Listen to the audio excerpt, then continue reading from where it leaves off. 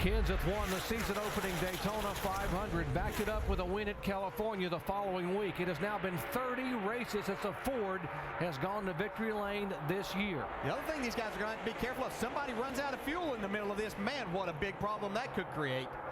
Now you can see that. If somebody run out of fuel right there in the middle of that group, it would cause a huge wreck. We've heard, oh, here's a car upside down. Big-time crash upside down. Oh, it's Ryan Newman.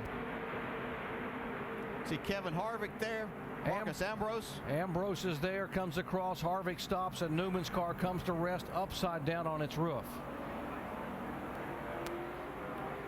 We were hoping it would not happen, and here with 5 laps to go, indeed it has. Hell of a job. I don't know what started that, but you see quite a bit of damage on that car. Flipped over 3 or 4 times. Yeah, I was looking out the window, but I could not see. That's so far, that's the furthest point away from us. Just couldn't tell what was going on there. The safety crews are there immediately. They get in the car and will try to communicate with the driver.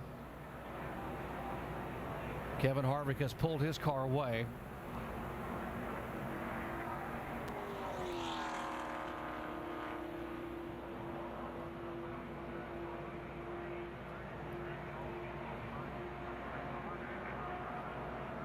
'39 car of Ryan Newman on its nose, on its tail, on its side, flipped over on its roof, and then slid down across the racetrack into the grassy area.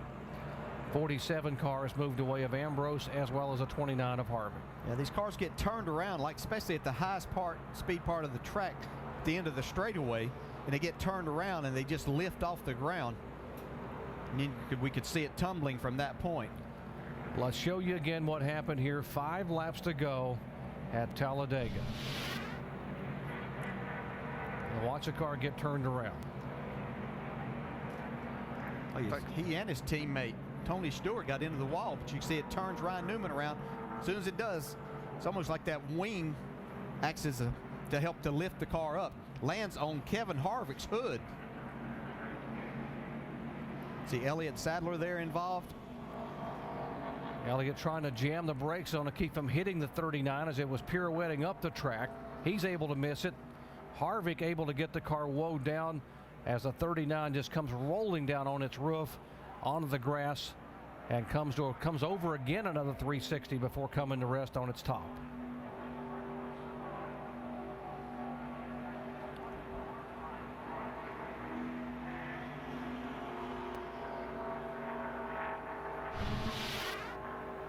As you see him work with Ryan Newman here, these safety crews have been instructed as to what to do in these type situations. Make sure that they still have the driver's safety in mind. Some of the drivers coming on the pit road there, the 48 is in. Some of these guys that were close on fuel. There's the 09 of Keselowski going by. Carl Edwards in. The whole thing with Newman there is being complicated by the car being upside down. It's just so hard to get the belts off and try to get the driver out of there with the car sitting upside down. You can see they're being very careful. Got all the safety crews and NASCAR. There's some members of NASCAR down there also. And these guys train over and over again, the safety crews that NASCAR have, for extricating a driver. The last thing you want to do at this point in time is get in a hurry. You want to take your time and care about the driver as the driver gets and sometimes the driver gets unhooked inside, and you don't want the driver to fall. Those belts are holding him in position. Yeah, you don't want to unhook those belts too soon as you're upside down. And probably, if Ryan is probably okay and tell him, hey, turn this car over and then I can get out of here, because with it down like that, it makes it very difficult as a driver to get yourself out of that situation. So hopefully that's the case here, that Ryan is okay. He's telling him, hey, turn this over and we'll get out of here. We were so hoping we would escape the big one. This is not a big one in terms of numbers of cars, but in terms of the violence of the rollover by Ryan Newman, the contact. And we'll show you again what happened here to bring out this caution. Watch here. There's the Ryan Newman's car. Tony Stewart there, his teammate. You can see Tony Stewart was running up on the car in front of him, and instead of hitting, he rolled out of the throttle, and Ryan Newman had a big run. And when he kind of saw what was happening, he had to turn left, and that shot him across in front.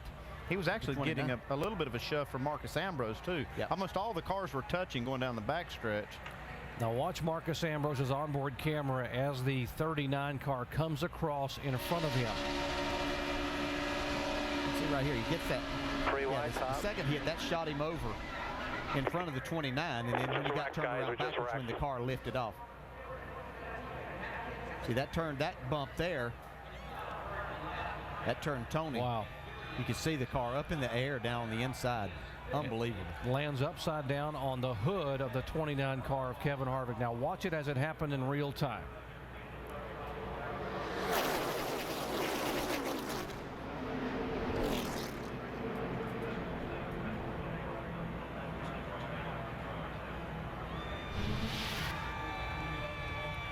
Now the roof being peeled away, sheet metal peeled back. They've cut some of the support bars.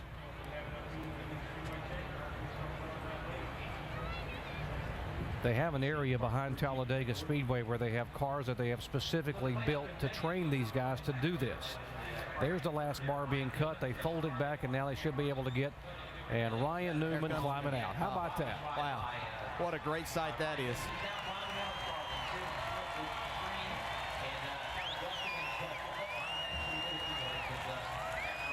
Wow, how safe are these race cars that NASCAR has these teams build now?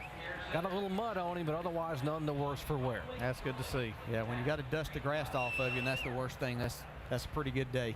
So unfortunately, he did a great job all day long. Just getting down here to the end of the race and time to go.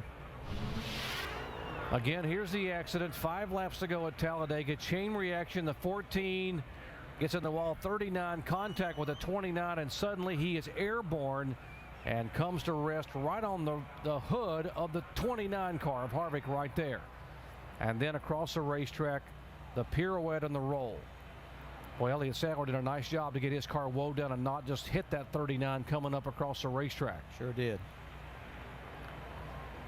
We told you at the beginning of the day how difficult it is for the wives to watch their husbands get in these cars and risk it all at 200 miles an hour. This is Ryan Newman's car coming to rest, and there's his wife, Chrissy Newman. She was headed back to the care center immediately to be able to be there when her husband arrived. And there he is climbing out of the car just moments ago, Ryan Newman, and this crowd appreciating not only what these drivers do, but how safe these cars really are. Under a red flag at Talladega, Ryan Newman walks away. We'll come back with a restart in just a moment.